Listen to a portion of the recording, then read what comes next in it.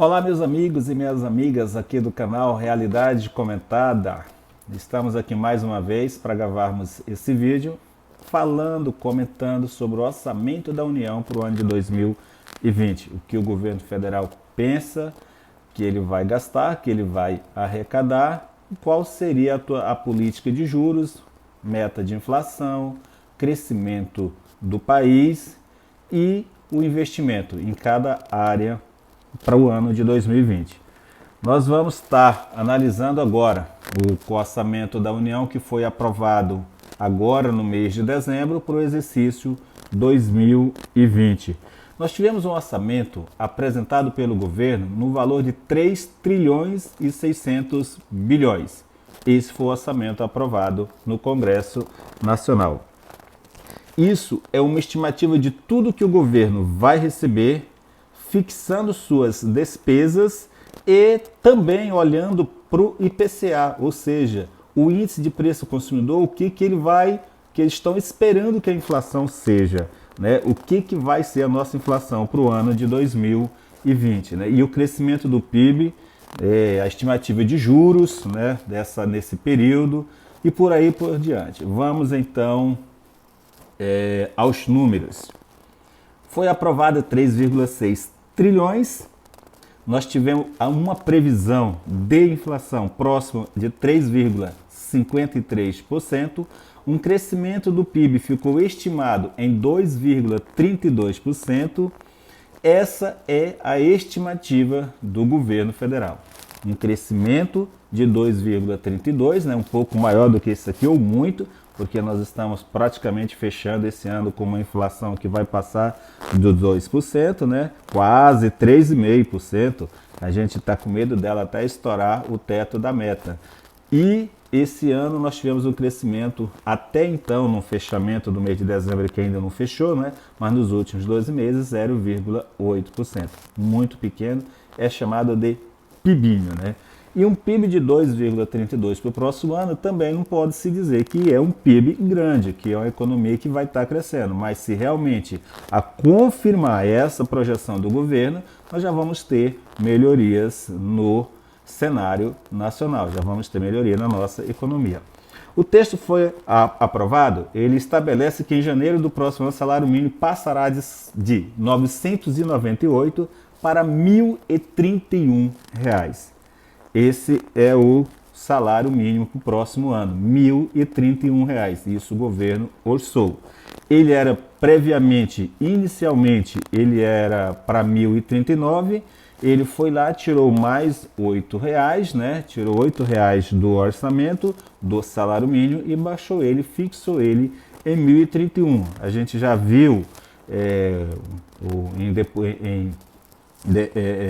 explicações do governo sobre essa queda no valor do salário mínimo, que se a economia realmente confirmar o crescimento, ele pode melhorar. Eu acho difícil, já está aprovado no orçamento, 1.031, eu acho difícil ele mexer nisso, né? A não ser que ele queira fazer jogadas políticas no ano de 2020, né? Então ele deixa de ser 1.039 e foi aprovado R$ 1.031. A meta da taxa de juros para a Selic do ano que vem, eles estão calculando, a estimativa do governo é que ela feche em 4,40%.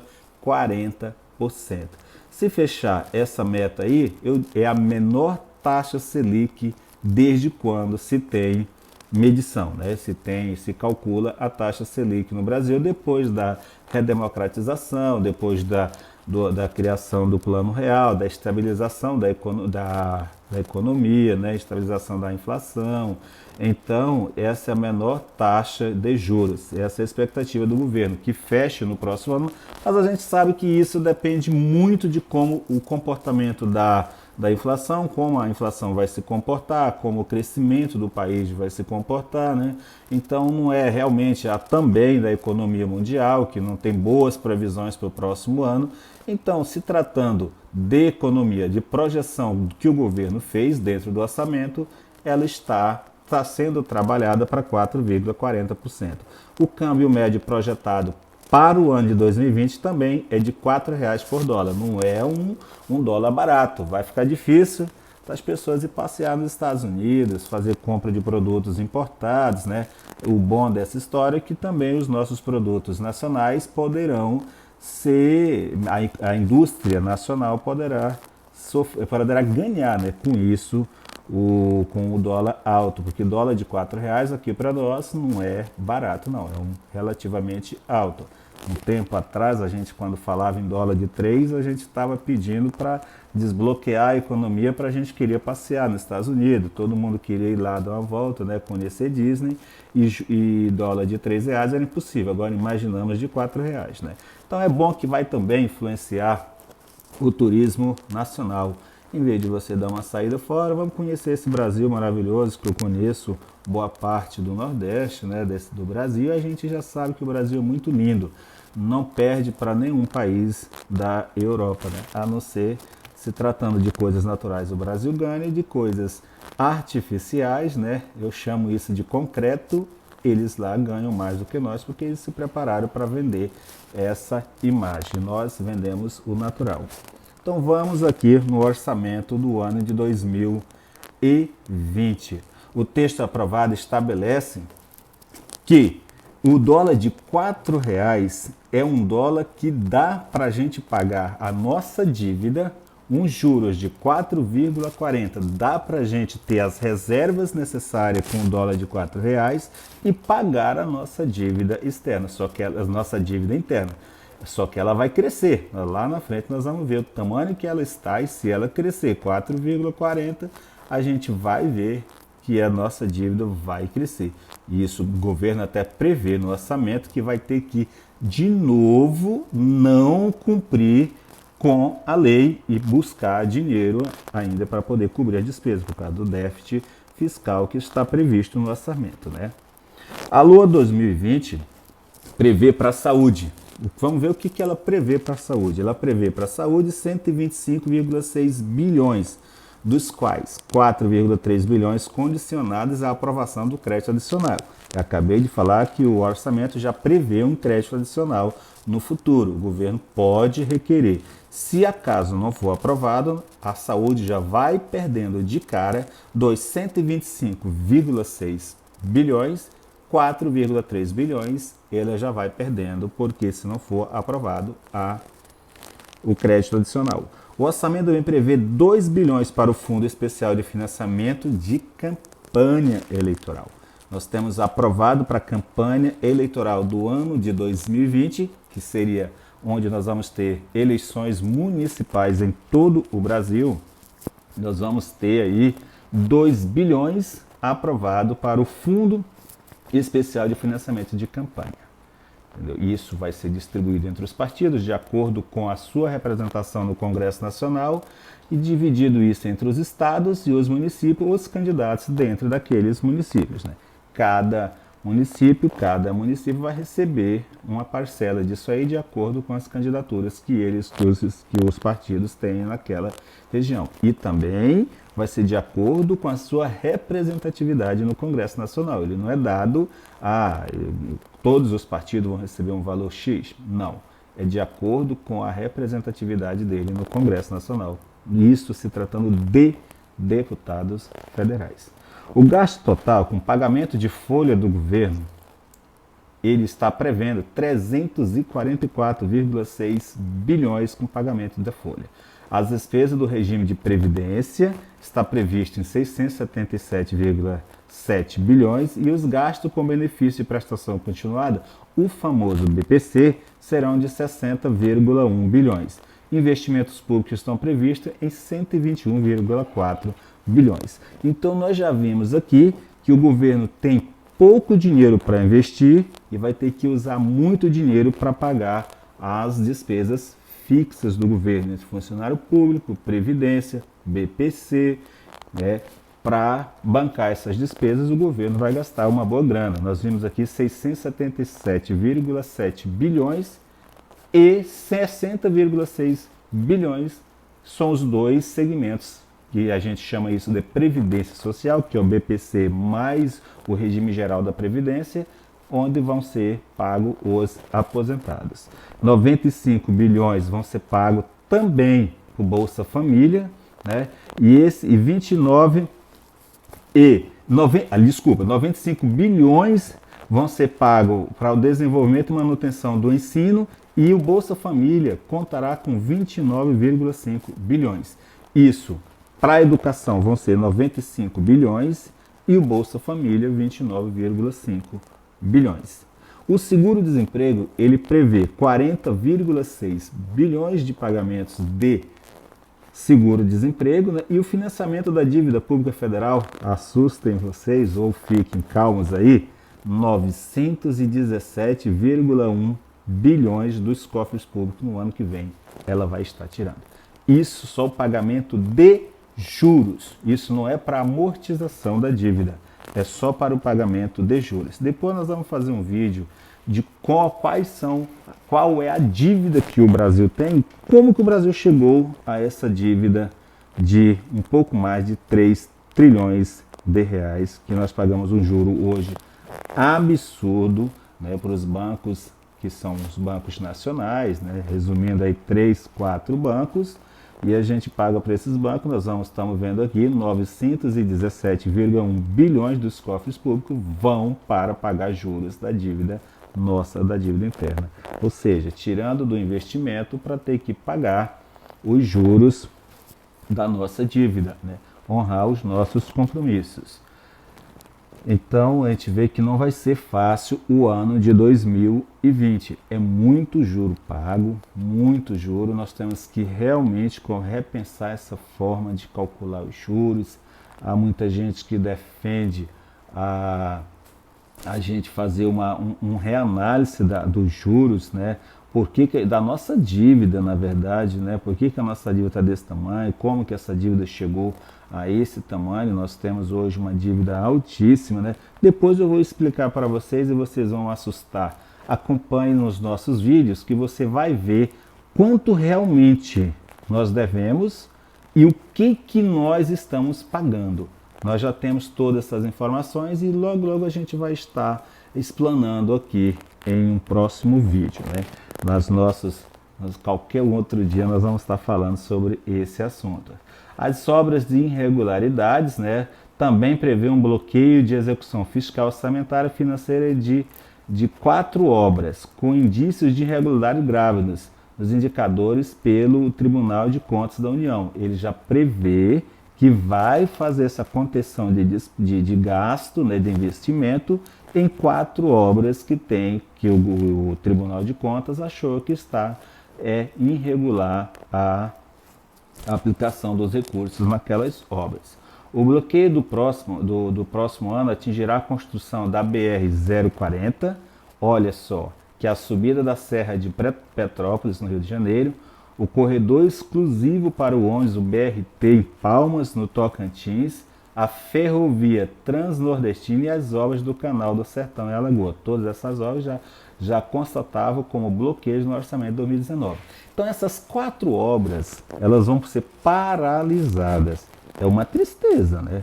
Principalmente o BRT de Palmas, né? A transposição do Canal do Sertão do estado de Alagoas. A gente sabe que aquele estado ele sofre muito com as secas prolongadas, né?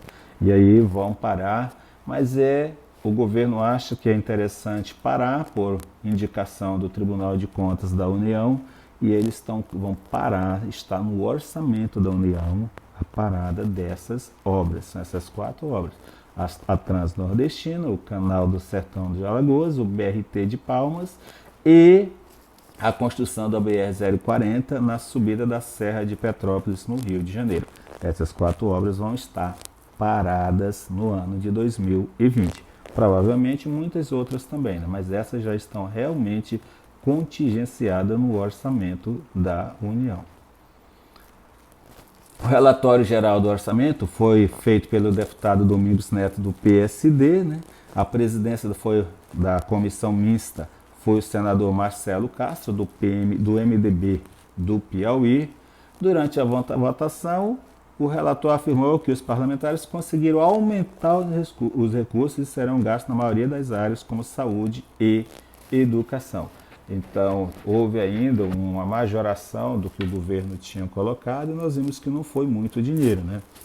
Se a gente for ver, nós vamos logo na frente, nós vamos ter um vídeo de comparação do ano 2018, 2019 e 2020. Vamos ver quais das áreas aumentou o investimento ou foi diminuído o investimento nesse período, 17, 18, 19 e 20. Nós vamos comparar esses orçamentos e vamos ver o que cresceu em orçamento e o que foi cortado de orçamento nesse período, né? Nós já vamos ver agora as emendas dos deputados dentro do orçamento, né?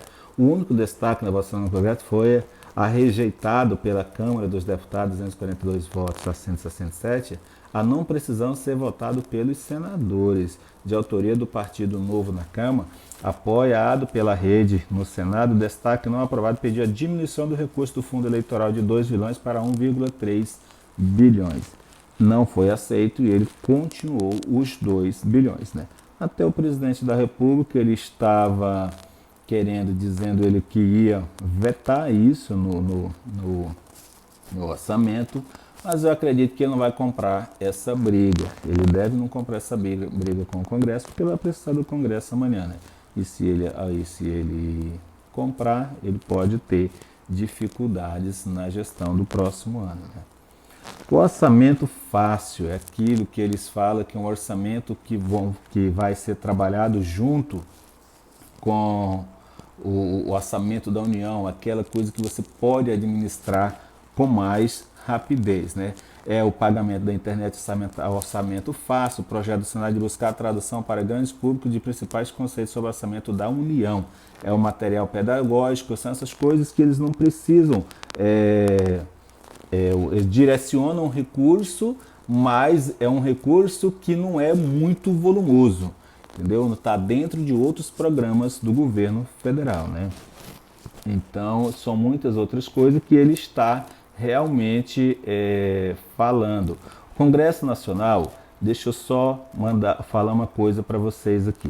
O Congresso Nacional, eles discutem todo o orçamento e dentro desse orçamento ele destaca algumas coisas que são relevantes e outras que não são tão relevantes para o orçamento da União. Né? Eles jogam dentro da pasta, por isso que a gente não vê muitas outras áreas. Mas o que a gente vai gastar com investimentos? Aquilo que eu falei para vocês.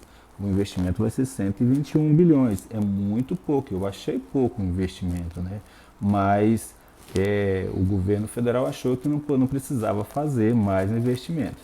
Agora nós vamos falar que o governo em 2020 ele pretende voltar a pedir uma autorização do Congresso para descumprir a regra de ouro, ou seja, não furar o orçamento. Descumprir a regra de ouro é ele pedir suplementação financeira. E essa suplementação orçamentária, suplementação financeira, como você queira entender, ela tem que ser feita para o Congresso, e o Congresso aprova e ele vai buscar esse dinheiro lá fora no mercado, vendendo títulos da dívida pública nossa, né? Vai vendendo títulos do Tesouro Nacional. Então ele está pedindo para esse ano de 2020 um orçamento de suplementação no valor de 343,6 bilhões. Então é muito título emitido, né? Mas já sabemos para quem vai. São os grandes bancos brasileiros, né? Esses bancos nacionais, Bradesco, essas turmas desses bancos todos aí que compram esses títulos e vão receber juro nosso aí por infinitos anos. A gente já sabe que vai levar 20, 30, 40, 50 anos para pagar, se é que vai pagar tudo isso, depois vai lá e pagando juros todo esse tempo. Né? O banco vai receber 10 vezes o que ele emprestou. Né? Então, ele pediu, no ano passado, ele pediu 248,9 bilhões. Esse ano, e ano de 2020, ele já vai pedir 343,6 bilhões. Então, é muito dinheiro. Em vez de diminuir, ele vai aumentar esse valor. Né? E desse valor, só ele pode financiar despesa de capital, que é investimento e outras situações, dependendo do aval dos parlamentares.